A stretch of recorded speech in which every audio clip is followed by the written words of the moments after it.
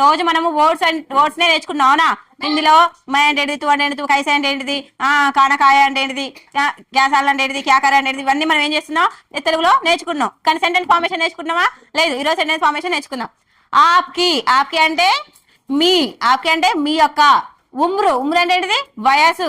కిత్నా, కిత్నీ high మీ వయసు ఎంత. అర్థమైందా.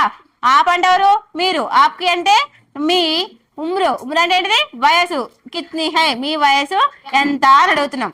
ముజిసే బాత్ కరో, ముజిసే అంటే ఏంటిది నాతో, ముజే అంటే నాతో, ముజిసే బాత్, బాత్ అంటే ఏంటిది మాట్లాడడం, కరో నాతో మాట్లాడు అని అంటున్నాం. ముజిసే బాత్ కరో అంటే నాతో మాట్లాడు.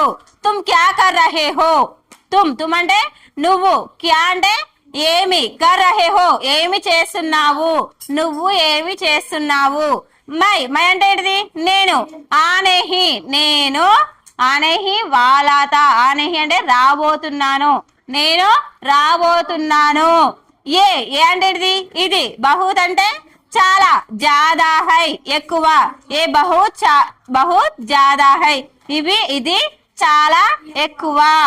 ముజే అబీబీ నహీ పతా, ముజే అంటే నాకు, నాతో ఏదైనా అనొచ్చు. అర్థమైందా. సెంటెన్స్ ఫార్మేషన్ ని బట్టి మీనింగ్ అనేది కొంచెం చేంజ్ అవుతుంది.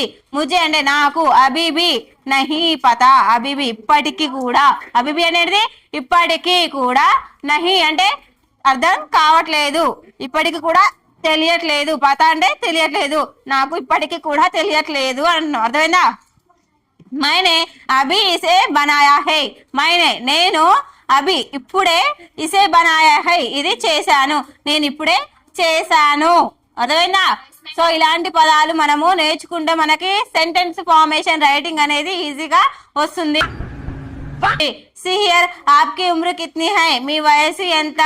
ముజిసే బాత్ కరో నాతో మాట్లాడు. తుమ్ క్యా కర్ రహే హో నువ్వేమి చేస్తున్నావు. మై ఆనే హీ వాలా తా నేను రాబోతున్నాను. ఏ బహుత్ జాదా హై జాదా అనేది చాలా, ఇది చాలా ఎక్కువ. ముజే అభీ భీ నహీ పతా నాకు ఇప్పటికీ తెలియట్లేదు.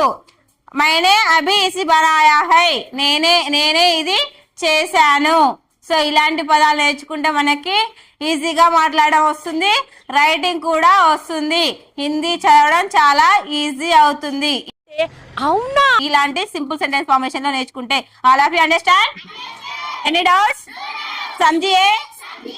ఓకే.